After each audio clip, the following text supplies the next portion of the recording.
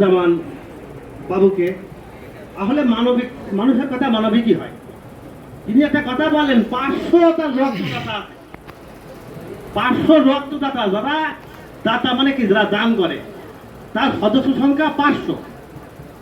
আলহামদুলিল্লাহ শুনে খুব খুশি হলাম যে আমাদের এলাকায় 500 শ্রেণী শুধু তাদের রক্ত দেয়। তা আমি আবারও তাকে ধন্যবাদ জানাচ্ছি যে 500 রক্ত ডোনার যিনি তৈরি করতে পেরেছেন। আল্লাহ তাকে সর্বদা সুস্থ রাখে এবং এই ধরনের কাজ অব্যাহত রাখতে পারে। আজকে অনুষ্ঠানের প্রধান অতিথি যার সম্পর্কে একটু না বললেই নয়, তাকে আমরা আমাদের ভাষায় বলি পানিসারা ইউনিয়নের কৃতি সন্তান। যারা একটা এতিমখানা তৈরি করেছেন এলাকার মানুষের জন্য।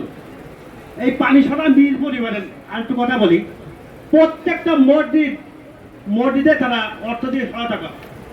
প্রত্যেকটা মসজিদে পানিসারা ইউনিয়নের যতগুলো মসজিদে আছে 60-65টা সঠিক সংখ্যা আমি জানি না। এই ধরনের কাজ টাকা অনেকেরই আছে কিন্তু সবাই পারে না।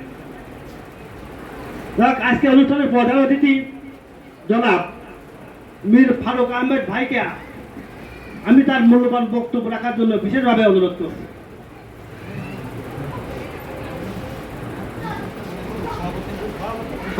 ধন্যবাদ সম্মানিত প্রধান অতিথি।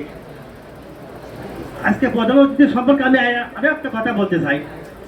আমরা মনিরামপুরে একটা অনুষ্ঠানে গিয়েছিলাম, উনি একই কথা বলেছিলেন যে ফজরের নামাজ কে কে পড়ে। আমি ওনাদের সাথে একটা অনুষ্ঠান গিয়েছিলাম, উনি একই কথা বলছেন ফজরের নামাজ কে কে পড়ে। এবং জিকর কাছার যতগুলো অনুষ্ঠানে গিয়েছি তিনি একই কথা বলছেন ফজরের নামাজ কে কে পড়ে। এর থেকে আমরা কি বোঝা যায় যে নামাজ অবশ্যই পড়িতে হবে এবং তিনি নামাজের জন্য তাগিদ দিয়েছেন। এই জন্য তাকে আন্তরিক ধন্যবাদ জানাই এবং আমি তার সুস্বাস্থ্য কামনা করি। আমরা অনুষ্ঠানে প্রায় শেষ পর্যায়ে এসেছি। এখন এই বর্ণিল সমাজ কল্যাণ ফাউন্ডেশনের উদ্যোগে আরো একটা কাজ করা হয়েছে যে গুণীজন সম্বর্ধনা। তা এই প্রতিষ্ঠানের প্রধান জনাব